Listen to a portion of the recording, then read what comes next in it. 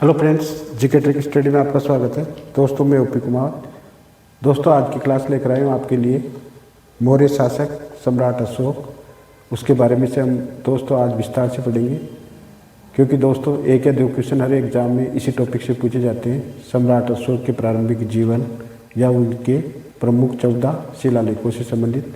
तो आज के सेशन में हम पढ़ने वाले हैं दोस्तों अशोक के 14 शिलालेख, उनका विस्तृत विवरण, उनकी विषय वस्तु तथा कलिंग युद्ध के बारे में विस्तार से पढ़ेंगे।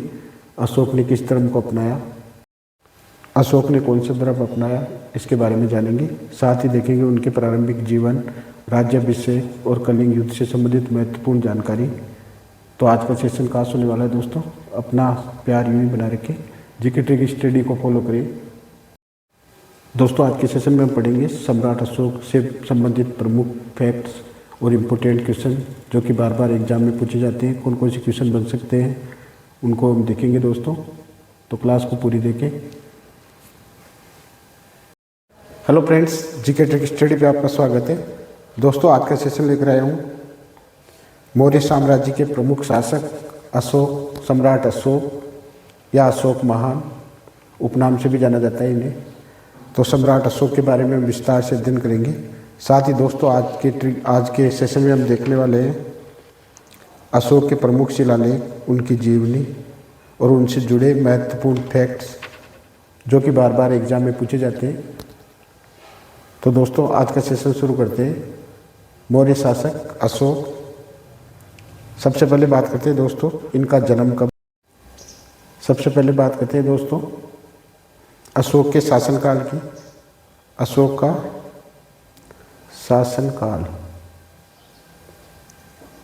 तो दोस्तों अशोक का शासनकाल कब से कब तक रहा, तो 273 ईसा पूर्व से 232 ईसा पूर्व। अशोक का शासनकाल कब से कब तक है दोस्तों, 273 ईसा पूर्व से 232 ईसा पूर्व।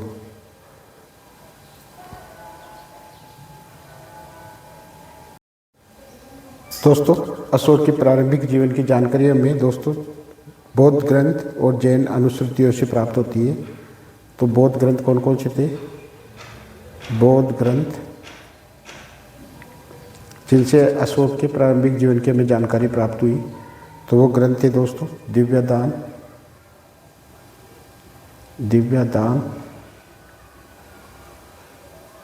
दिव्यदान और सिंगली अनुश्रुतियाँ। सिंगली अनुश्रुतियों से दोस्तों अशोक के प्रारंभिक जीवन के बारे में हमें जानकारी प्राप्त होती है। सिंगली अनुश्रुतियाँ, अनुश्रुतियों से हमें दोस्तों अशोक के प्रारंभिक जीवन के बारे में जानकारी प्राप्त होती है। पिता की बात करें दोस्तों, तो अशोक के पिता का नाम क्या था, अशोक के पिता का नाम क्या था दोस्तों, बिंदुसार।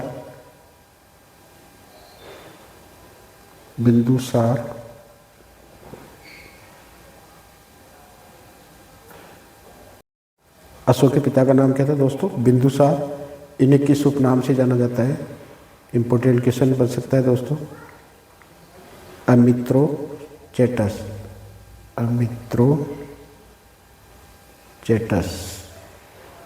उपनाम से किसे जाना जाता है, अशोक के पिता बिंदुसार को अमित्रोचेटस नाम से जाना जाता है इतिहास में।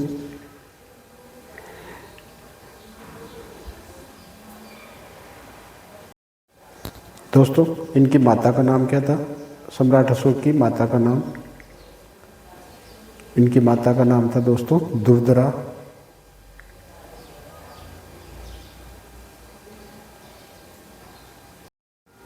अब महत्वपूर्ण क्वेश्चन क्या बन सकता है एग्जाम में सम्राट अशोक के बारे में, इनके राज्याभिषेक से संबंधित।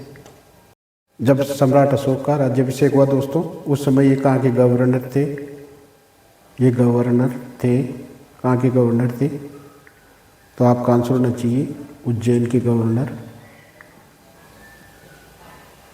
राज्याभिषेक के समय अशोक कहाँ के गवर्नर थे दोस्तों, तो उज्जैन के। नेक्स्ट देखते हैं दोस्तों अशोक के उपनाम। अशोक के सम्राट अशोक के उपनाम देखते हैं। अशोक के उपनाम, किन किन नामों से जाना जाता है सम्राट अशोक को? अशोक मौर्य,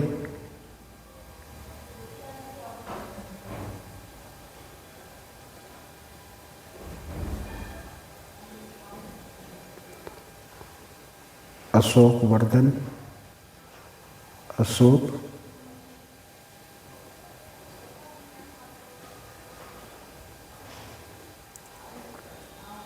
अशोक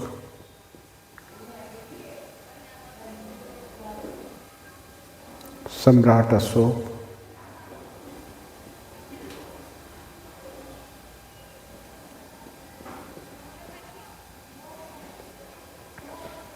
प्रियदर्शी राजा,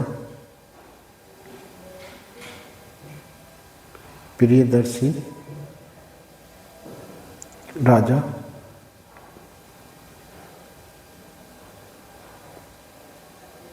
एक अन्य उपाधि क्या है दोस्तों इनकी? देवनाम प्रिय, देवनाम प्रिय उपाधि।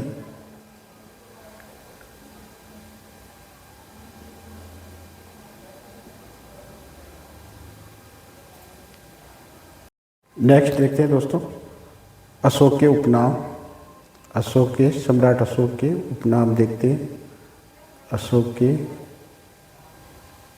उपनाम, किन किन नामों से जाना जाता है सम्राट अशोक को? अशोक मौर्य,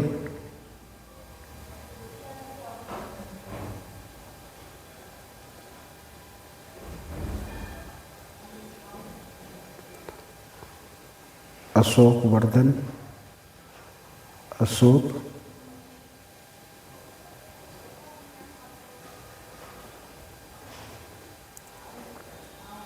अशोक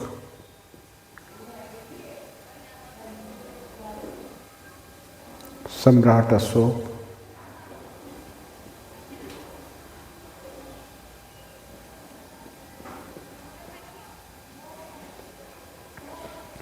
प्रियदर्शी राजा, प्रियदर्शी राजा,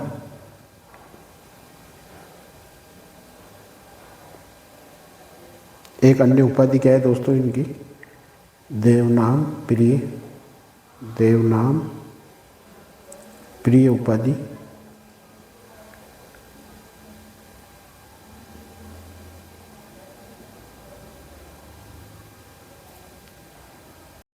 दोस्तों ये याद रहे कि अशोक मौर्य ये उपनाम दोस्तों दिव्यादान और जूनागढ़ परिस्थिति अभिलेख में मिलता है। अशोक वर्धन की बात करें तो अशोक वर्धन दोस्तों पुराणों में अशोक को क्या कहा गया है? अशोक वर्धन। जबकि सिंगली ग्रंथ है ना दोस्तों, तो सिंगली ग्रंथों में अशोक को क्या कहा गया है? अशोक।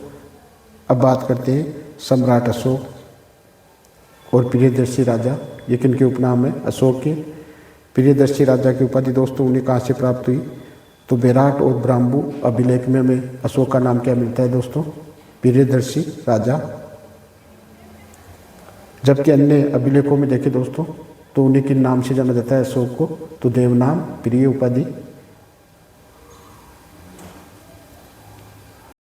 दोस्तों ये याद रहे कि अशोक मौर्य ये उपनाम दोस्तों दिव्यादान और जूनागढ़ परिस्थिति अभिलेख में मिलता है। अशोक वर्धन की बात करें तो अशोक वर्धन दोस्तों पुराणों में अशोक को क्या कहा गया है? अशोक वर्धन। जबकि सिंगली ग्रंथ है ना दोस्तों, तो सिंगली ग्रंथों में अशोक को क्या कहा गया है? अशोक।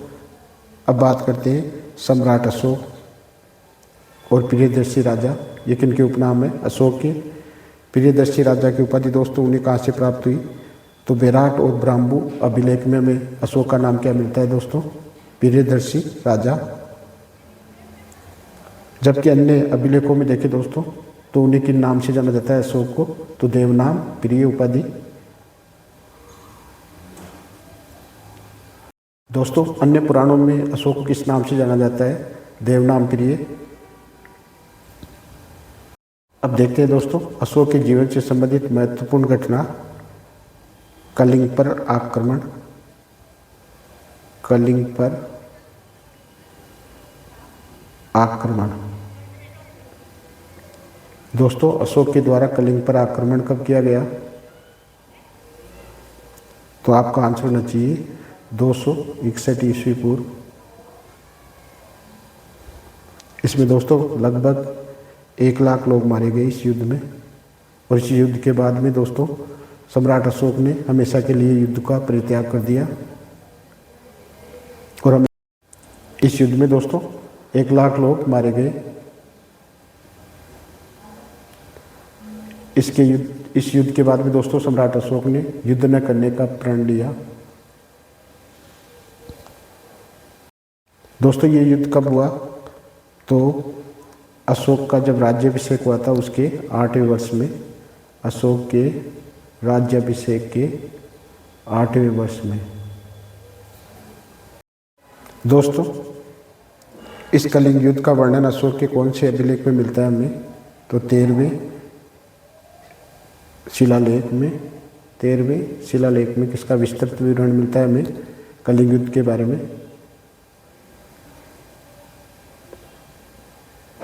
13वें शिलालेख में कलिंग युद्ध का विस्तृत विवरण मिलता है हमें। कलिंग युद्ध का विवरण।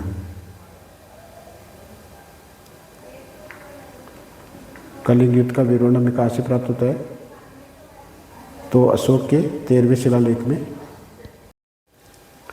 इस युद्ध के बाद में दोस्तों अशोक ने युद्ध नीति का त्याग कर दिया तथा अपना शेष जीवन दोस्तों किस में बिताया? धम्म प्रचार में। दोस्तों कलिंग युद्ध के बाद अशोक ने धम्म नीति को अपनाया। कलिंग युद्ध के बाद अशोक ने धम्म नीति अपनाई तथा युद्ध नीति का परित्याग कर दिया। युद्ध नीति का परित्याग कर दिया।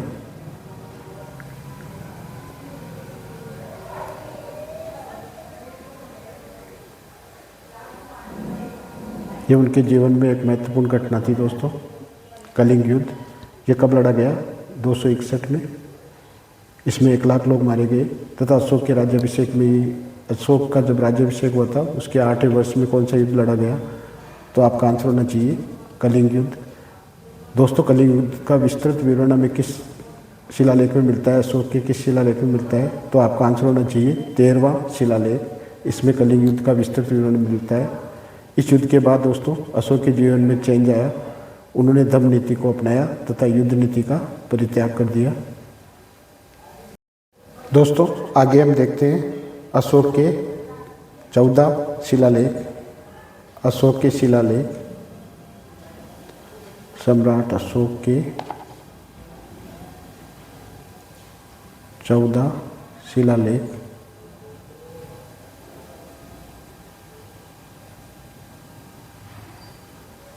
दोस्तों हम अशोक के 14 शिलालेख देखेंगे क्योंकि एक या दो क्वेश्चन दोस्तों हर एग्जाम में इस टॉपिक से पूछा जाता है, अशोक के शिलालेख 14 शिलालेखों से। तो दोस्तों इनका विषय वस्तु याद रखनी पड़ेगी दोस्तों आपको। सबसे पहले देखते हैं दोस्तों प्रथम शिलालेख। प्रथम शिलालेख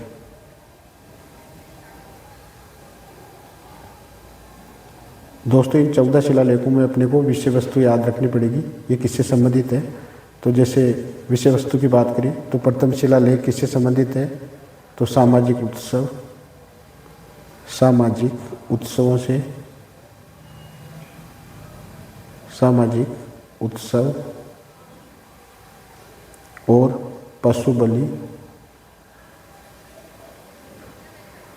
पशु बलि। इसका विवरण हमें दोस्तों किस शिलालेख में मिलता है? सामाजिक उत्सव और पशु बलि से संबंधित कौन सा शिलालेख है अशोक का? तो आपका राइट आंसर होना चाहिए प्रथम शिलालेख। आगे देखते हैं दोस्तों दूसरा शिलालेख,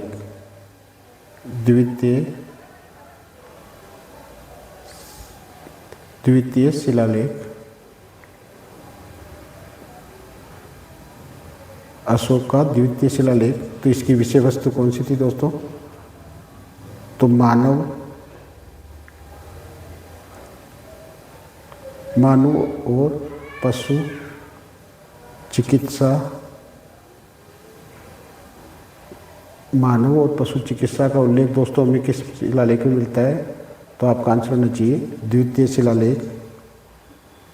इसी शिलालेख में दोस्तों हमें सीमांत राज्यों के बारे में जानकारी मिलती है। सीमांत राज्य, पड़ोसी राज्य कौन कौन से थे, उनका विस्तृत विवरण हमें किससे मिलता है दोस्तों? द्वितीय शिलालेख में। आगे देखते हैं दोस्तों तीसरा शिलालेख, तृतीय शिलालेख, अशोक का तृतीय शिलालेख।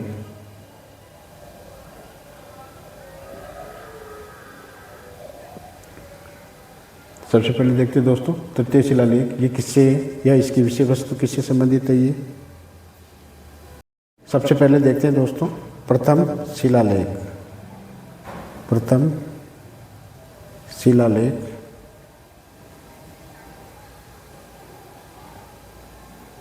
दोस्तों इन 14 शिलालेखों में अपने को विषय वस्तु याद रखनी पड़ेगी, ये किससे संबंधित है। तो जैसे विषय वस्तु की बात करें तो प्रथम शिलालेख किससे संबंधित है? तो सामाजिक उत्सव, सामाजिक उत्सवों से, सामाजिक उत्सव और पशु बलि, पशु बलि, इसका विवरण हमें दोस्तों किस शिलालेख में मिलता है? सामाजिक उत्सव और पशु बलि से संबंधित कौन सा शिलालेख है अशोक का? तो आपका राइट आंसर होना चाहिए प्रथम शिलालेख। आगे देखते हैं दोस्तों दूसरा शिलालेख,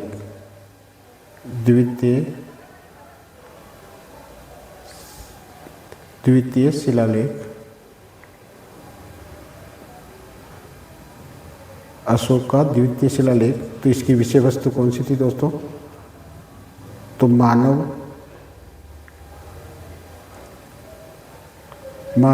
और पशु चिकित्सा, मानव और पशु चिकित्सा का उल्लेख दोस्तों हमें किस शिलालेख में मिलता है? तो आपका आंसर होना चाहिए द्वितीय शिलालेख। इसी शिलालेख में दोस्तों हमें सीमांत राज्यों के बारे में जानकारी मिलती है। सीमांत राज्य, पड़ोसी राज्य कौन कौन से थे, उनका विस्तृत विवरण हमें किससे मिलता है दोस्तों? द्वितीय शिलालेख में। आगे देखते हैं दोस्तों तीसरा शिलालेख, तृतीय शिलालेख, अशोक का तृतीय शिलालेख।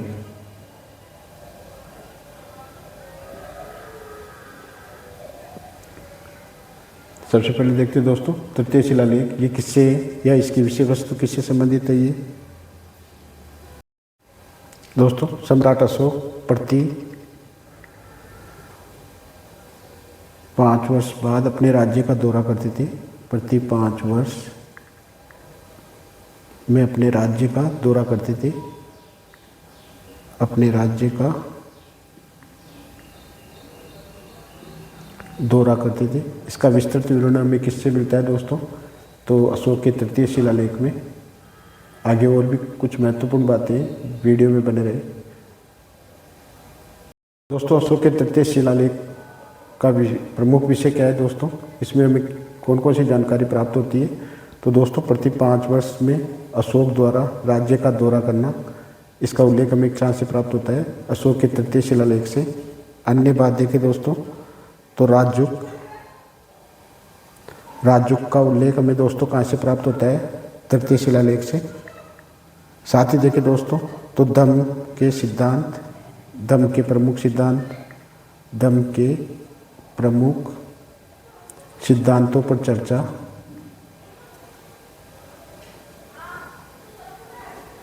धम्म के प्रमुख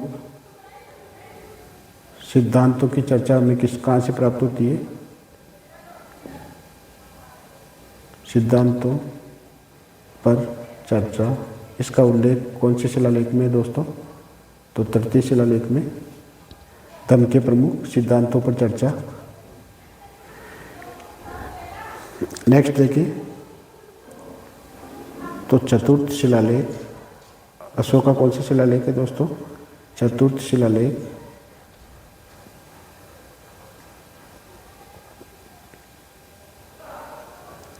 दोस्तों चतुर्थ शिलालेख का प्रमुख विषय क्या है?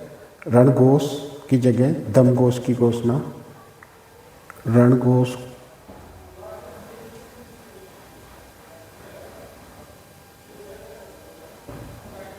रणघोष का परित्याग कर कौन सी नीति अपनाई अशोक ने? दम नीति। तो दम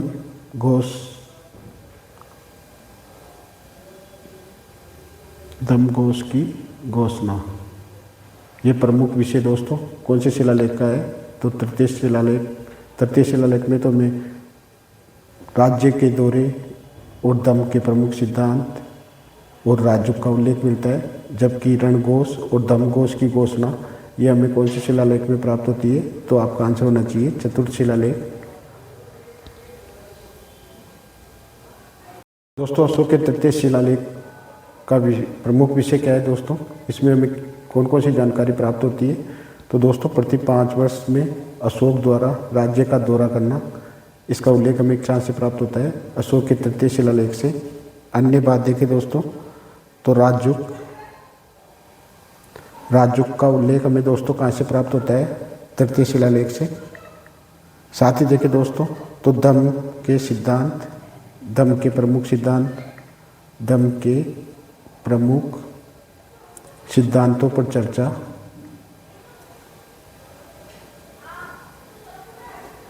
दम के प्रमुख सिद्धांतों की चर्चा हमें कहाँ से प्राप्त होती है? सिद्धांतों पर चर्चा, इसका उल्लेख कौन से शिलालेख में है दोस्तों? तो तृतीय शिलालेख में। दम के प्रमुख सिद्धांतों पर चर्चा। नेक्स्ट देखिए तो चतुर्थ शिलालेख अशोक का कौन सा शिलालेख है दोस्तों? चतुर्थ शिलालेख।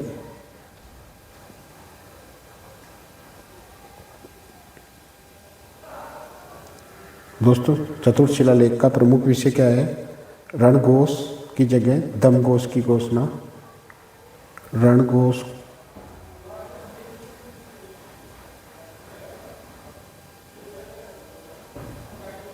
रणघोष का परित्याग कर कौन सी नीति अपनाई अशोक ने? दम नीति। तो दमघोष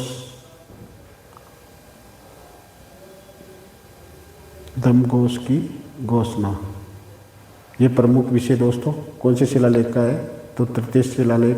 तृतीय शिलालेख में तो हमें राज्य के दौरे और दम के प्रमुख सिद्धांत और राजयोग का उल्लेख मिलता है, जबकि रणघोष और दमघोष की घोषणा ये हमें कौन से शिलालेख में प्राप्त होती है? तो आपका आंसर होना चाहिए चतुर्थ शिलालेख। दोस्तों चतुर्थ शिलालेख में हमें कौन कौन सी जानकारी प्राप्त होती है? तो रणघोष, अशोक ने जो रणघोष का त्याग किया तथा दमघोष की घोषणा की, इसका उल्लेख हमें कहाँ मिलता है? तो अशोक के चतुर्थ शिलालेख में। नेक्स्ट आता है दोस्तों पांचवा शिलालेख, पंचम शिलालेख। नेक्स्ट कौन सा है दोस्तों? नेक्स्ट है पंचम शिलालेख।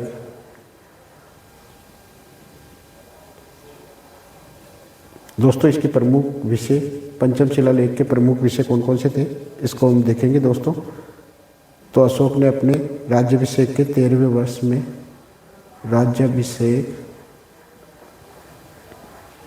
अपने राज्याभिषेक के 13वें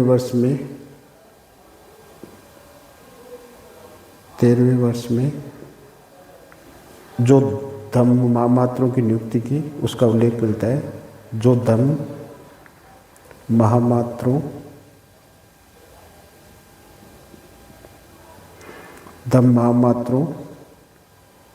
की नियुक्ति की, उसका विस्तृत विवरण हमें किससे प्राप्त होता है दोस्तों? पंचम शिलालेख में। इंपोर्टेंट क्वेश्चन बन सकता है दोस्तों इस टॉपिक से, अपने राज्याभिषेक के 13वें वर्ष में। दोस्तों अशोक का पंचम शिलालेख देखें तो इसमें किसकी जानकारी मिलती है हमें? तो धम्म महामात्रों की नियुक्ति से संबंधित है दोस्तों। ये अशोक ने अपने राज्याभिषेक के 13वें वर्ष में जो धम्म महामात्रों की नियुक्ति की, उसका विस्तृत विवरण हमें किससे प्राप्त होता है दोस्तों? तो पंचम शिलालेख से। दोस्तों इस वीडियो में पढ़ाए गए सभी फैक्ट्स राजस्थान बोर्ड की या एनसीईआरटी की बुकों से लिया गया है। सारा मैटर कहाँ से लिया गया है दोस्तों? एनसीईआरटी की बुक्स और राजस्थान माध्यमिक शिक्षा बोर्ड से संबंधित प्रमुख पुस्तकों से। दोस्तों अशोक का पंचम शिलालेख देखें तो इसमें किसकी जानकारी मिलती है हमें? तो धम्मा मात्रों की नियुक्ति से संबंधित है। दोस्तों ये अशोक ने अपने राज्याभिषेक के 13वें वर्ष में जो धम्मा मात्रों की नियुक्ति की उसका विस्तृत विवरण हमें किससे प्राप्त होता है दोस्तों? तो पंचम शिलालेख से। दोस्तों इस वीडियो में पढ़ाए गए सभी फैक्ट्स राजस्थान बोर्ड की या एनसीईआरटी की बुकों से लिया गया है। सारा मैटर कहाँ से लिया गया है दोस्तों? एनसीईआरटी की बुक्स और राजस्थान माध्यमिक शिक्षा बोर्ड से संबंधित प्रमुख पुस्तकों से। दोस्तों नेक्स्ट है अशोक के प्रमुख शिलालेखों में छठा शिलालेख। तो दोस्तों ये छठा शिलालेख है, इसका प्रमुख विषय वस्तु या विषय वस्तु क्या है इसकी, उसके बारे में अध्ययन करेंगे। दोस्तों चैनल को लाइक, सब्सक्राइब और शेयर करना ना भूलें और जीके ट्रिक स्टडी में अपना प्यार यूँ बना रखें। तो दोस्तों सेशन को जारी रखते हैं। देखते हैं दोस्तों छठा शिलालेख, अशोक का छठा शिलालेख। तो दोस्तों इसका प्रमुख विषय क्या है? दोस्तों छठा शिलालेख किससे संबंधित है? ये प्रमुखतः दोस्तों प्रजाहित से संबंधित है। प्रजाहित से संबंधित कोई भी मुद्दा। दोस्तों अशोक के छठे शिलालेख में प्रमुख विषय कौन कौन से हैं? तो ये प्रजाहित से संबंधित है। इसमें अशोक ने घोषणा की कि प्रजाहित से संबंधित कोई भी मामला हो उसकी जानकारी उसे तुरंत दी जाए तथा ये जन मामलों की सुनवाई से संबंधित है। अन्य बातें देखें तो ये इस शिलालेख का संबंध किससे है? तो प्रशासनिक सुधार से संबंधित है। प्रशासनिक सुधार।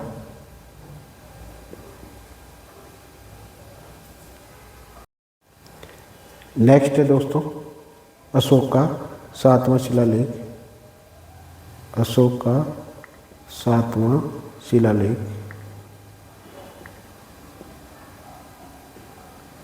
दोस्तों अशोक के सातवें शिलालेख से हमें किसकी जानकारी प्राप्त होती है या कौन कौन सी जानकारी प्राप्त होती है? तो सबसे पहले देखते हैं अशोक की तीर्थ यात्राओं का वर्णन। ये हमें कहाँ मिलता है दोस्तों? सातवें शिलालेख में तीर्थ यात्राओं का वर्णन। सम्राट अशोक के द्वारा की गई तीर्थ यात्राओं का विस्तृत विवरण हमें कहाँ से मिलता है? सातवें शिलालेख से।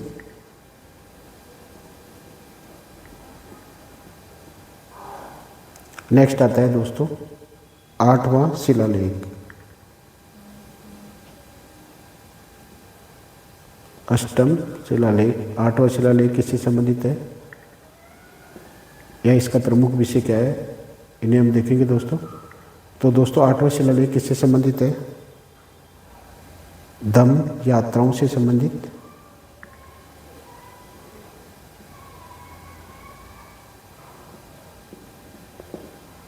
धम्म यात्राओं से संबंधित है दोस्तों।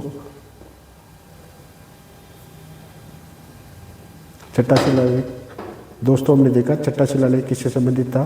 तो प्रजाहित, जन मामलों की सुनवाई और प्रशासनिक सुधारों से संबंधित। जबकि सातवां शिलालेख किससे संबंधित था?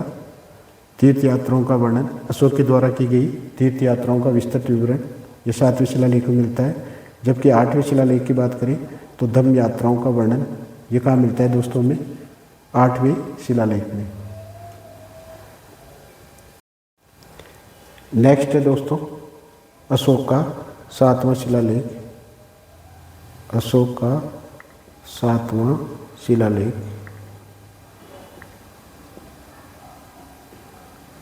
दोस्तों अशोक के सातवें शिलालेख से हमें किसकी जानकारी प्राप्त होती है या कौन कौन सी जानकारी प्राप्त होती है? तो सबसे पहले देखते हैं अशोक की तीर्थ यात्राओं का वर्णन। ये हमें कहाँ मिलता है दोस्तों? सातवें शिलालेख में तीर्थ यात्राओं का वर्णन। सम्राट अशोक के द्वारा की गई तीर्थ यात्राओं का विस्तृत विवरण हमें कहाँ से मिलता है? सातवें शिलालेख से।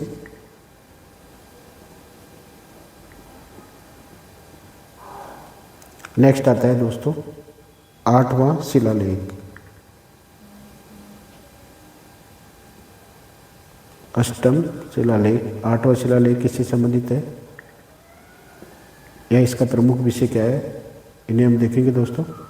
तो दोस्तों 8वां शिलालेख किससे संबंधित है? धम्म यात्राओं से संबंधित।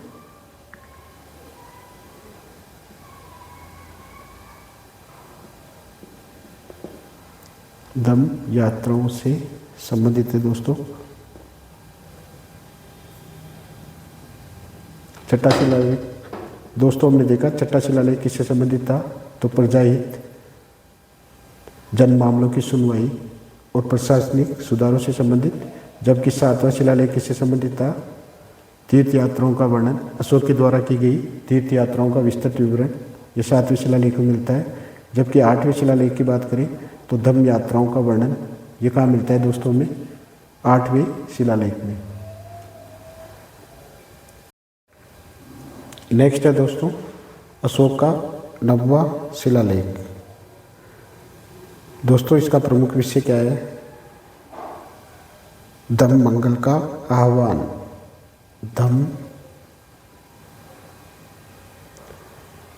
धम्म मंगल का आह्वान।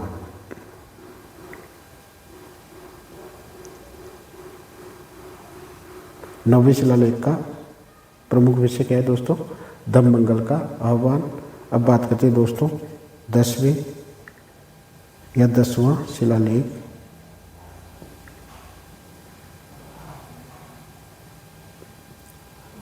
दोस्तों अशोक के 10वें शिलालेख का प्रमुख विषय क्या है?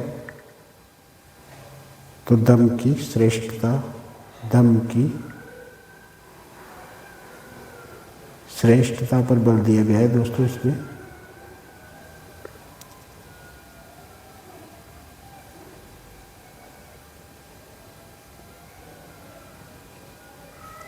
दसवें शिलालेख का प्रमुख विषय क्या है दोस्तों? धम्म की श्रेष्ठता पर बल। जबकि 9वें शिलालेख का प्रमुख विषय क्या था? धम्म मंगल का आह्वान। और 10वें का धम्म की श्रेष्ठता पर बल। अब नेक्स्ट देखते हैं 11वां शिलालेख। अशोक का 11वां शिलालेख।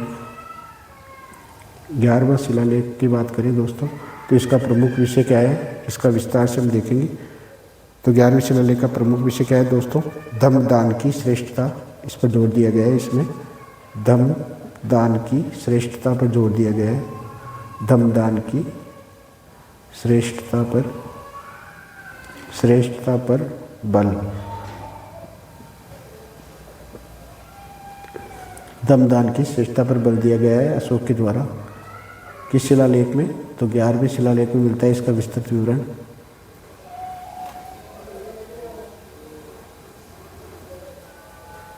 अब नेक्स्ट देखते हैं दोस्तों अशोक का 12वां शिलालेख। दोस्तों अशोक के 12वें शिलालेख का प्रमुख विषय क्या है? तो धार्मिक सहिष्णुता। इसका प्रमुख विषय क्या है दोस्तों? धार्मिक सहिष्णुता। धार्मिक। दोस्तों 12वें शिलालेख में हमें प्रमुख जानकारी क्या क्या मिलती है अशोक के 12वें शिलालेख से? तो ये धार्मिक सहिष्णुता से संबंधित था। जबकि 13वां शिलालेख दोस्तों इम्पोर्टेंट है। इसमें दोस्तों हमें कलिंग युद्ध जो कि 261 ईस्वी पूर्व लड़ा गया, इसका विस्तृत विवरण हमें कहाँ से प्राप्त होता है? तो अशोक के 13वें शिलालेख से। दोस्तों इसी शिलालेख में दोस्तों अशोक के हृदय परिवर्तन की जानकारी हमें प्राप्त होती है। इसके साथ साथ ही देखें दोस्तों तो अशोक ने बौद्ध धर्म ग्रहण कर लिया, इसकी जानकारी हमें कहाँ से मिलती है? 13वें शिलालेख से। अशोक ने युद्ध घोष को त्याग किया तथा धम्म घोष को अपनाया, इसकी जानकारी हमें कहाँ से मिलती है दोस्तों? तो कलिंग शिलालेख से। अशोक ने युद्ध घोष को त्याग कर दोस्तों धम्म घोष को धारण किया, इसकी महत्वपूर्ण जानकारी हमें दोस्तों कहाँ से प्राप्त होती है? तो अशोक के 13वें शिलालेख से। नेक्स्ट देखें तो अशोक ने बौद्ध धर्म अपनाया, इसकी विस्तृत जानकारी हमें कहाँ से मिलती है दोस्तों? तो 13वें शिलालेख में। अशोक ने किस धर्म को अपनाया? तो बौद्ध धर्म को। अब नेक्स्ट है दोस्तों अंतिम अभिलेख 14वां शिलालेख। दोस्तों अशोक का 14वां शिलालेख किससे संबंधित है? तो देखते हैं इसका विस्तृत विवरण। दोस्तों इसमें जनता से आह्वान किया है अशोक ने कि वे धम्म के सिद्धांतों को अपनाएं तथा धम्म के सिद्धांतों का पालन करें। तो धम्म के सिद्धांतों को अपनाने की अपील दोस्तों अशोक के द्वारा किस अभिलेख में की गई है? तो आपका आंसर होना चाहिए 14वां शिलालेख। ये थे दोस्तों अशोक के 14 शिलालेख। दोस्तों आज के सेशन में हमने क्या पढ़ा, अशोक की जीवनी के बारे में कुछ महत्वपूर्ण फैक्ट्स तथा अशोक के चतुर्दश शिलालेख 14 शिलालेख और उनकी विषय वस्तु। तो दोस्तों सबसे पहले हमने देखा प्रथम शिलालेख, ये किससे संबंधित था। तो दोस्तों ये पशु बलि और सामाजिक उत्सवों का निषेध, इनसे संबंधित था दोस्तों। तथा द्वितीय शिलालेख इसमें मानव और पशु चिकित्सा से संबंधित था। साथ ही दोस्तों पड़ोसी राज्यों के बारे में विस्तृत जानकारी हमें कहाँ से प्राप्त होती है, द्वितीय शिलालेख से। तृतीय शिलालेख में दोस्तों हमने क्या देखा, धम्म के सिद्धांतों पर चर्चा, राजदूत की नियुक्ति और अशोक के द्वारा प्रतिवर्ष प्रति 5वें वर्ष की जाने वाली राज्य का दौरा, इसका विस्तृत विवरण हमें कहाँ से मिलता है दोस्तों, तो तीसरे शिलालेख से। जबकि चौथे शिलालेख में हमने क्या देखा दोस्तों, रणघोष की जगह दमघोष की घोषणा। ये प्रमुख विषय किस अभिलेख का था, तो चतुर्थ अभिलेख। पंचम अभिलेख में हमने क्या देखा दोस्तों, राज्याभिषेक के 13वें वर्ष में धर्म महामात्रों की जो नियुक्ति की अशोक के द्वारा, उसका विस्तृत विवरण हमें कहाँ से मिलता है, पंचम शिलालेख से। जबकि नेक्स्ट हमने पढ़ा दोस्तों छठा शिलालेख, तो इसका प्रधान विषय क्या था, ये जनहित से संबंधित था दोस्तों। और सातवां शिलालेख ये अशोक की तीर्थ यात्राओं का वर्णन। जबकि आठवां शिलालेख धम्म यात्राओं का वर्णन। नौवां शिलालेख धम्म मंगल का आह्वान। जबकि 10वां शिलालेख था दोस्तों धम्म की श्रेष्ठता पर बल। जबकि नेक्स्ट हमने क्या पढ़ा दोस्तों, 11वां शिलालेख, तो इसका प्रमुख विषय क्या था, धम्मदान की श्रेष्ठता पर बल दिया गया है इसमें 11वें शिलालेख में। जबकि 12वें शिलालेख में दोस्तों धार्मिक सहिष्णुता पर बल दिया गया। अब बात करते हैं दोस्तों 13वें शिलालेख की। तो ये दोस्तों राज्याभिषेक के 8वें वर्ष में हुए कलिंग युद्ध का विस्तृत विवरण और अशोक के हृदय परिवर्तन की महत्वपूर्ण जानकारी, उसके द्वारा जो बौद्ध धर्म अपनाया गया, इसका विस्तृत विवरण ये हमें कहाँ से मिलता है, अशोक के 13वें शिलालेख से। जबकि अंतिम 14वें शिलालेख में हमने क्या पढ़ा दोस्तों, जनता के अशोक के द्वारा इस अभिलेख में दोस्तों घोषणा की गई है। जबकि 14वां शिलालेख क्या था दोस्तों, इसमें अशोक ने जनता से आह्वान किया कि वे धर्म के सिद्धांतों को अपनाएं तथा धम्म के सिद्धांतों का पालन करें। इसका उल्लेख हमें कहाँ से मिलता है, अशोक के 14वें शिलालेख से। ये थे अशोक के 14 शिलालेख। दोस्तों अशोक से संबंधित महत्वपूर्ण क्वेश्चन क्या बन सकता है कि अशोक के अधिकांश लेखों की भाषा कौन सी थी। तो अशोक के अधिकांश लेख दोस्तों किस भाषा में लिखे गए थे, तो प्राकृत भाषा में लिखे गए थे। इम्पोर्टेंट क्वेश्चन बन सकता है, अशोक के अधिकांश लेख किस भाषा में है, तो आपका आंसर होना चाहिए दोस्तों प्राकृत भाषा में। अब नेक्स्ट देखते हैं दोस्तों अशोक से संबंधित अन्य महत्वपूर्ण क्वेश्चन क्या बन सकते हैं कि अशोक के अधिकांश लेखों की भाषा थी। ये जो अशोक के अधिकांश अभिलेख हमें प्राप्त हुए दोस्तों, तो इनकी प्रमुख भाषा कौन सी थी, तो प्राकृत। दोस्तों अशोक से संबंधित महत्वपूर्ण क्वेश्चन क्या बन सकता है कि अशोक के अधिकांश लेखों की भाषा कौन सी थी। तो अशोक के अधिकांश लेख दोस्तों किस भाषा में लिखे गए थे, तो प्राकृत भाषा में लिखे गए थे। इम्पोर्टेंट क्वेश्चन बन सकता है, अशोक के अधिकांश लेख किस भाषा में है, तो आपका आंसर होना चाहिए दोस्तों प्राकृत भाषा में। ये थी दोस्तों आज की क्लास सम्राट अशोक, उनके राज्याभिषेक, प्रारंभिक जीवन, कलिंग युद्ध तथा उनके 14 शिलालेख और उन 14 शिलालेखों से संबंधित प्रमुख विषय कौन कौन से थे 14 शिलालेखों में, उनका हमने विस्तार से अध्ययन किया। तो दोस्तों आज की क्लास अगर पसंद आए तो अपने दोस्तों में आगे से आगे सेंड करें। चैनल को लाइक ज्वाइन करना ना भूलें। मैं ओपी कुमावत। जय हिंद, जय भारत।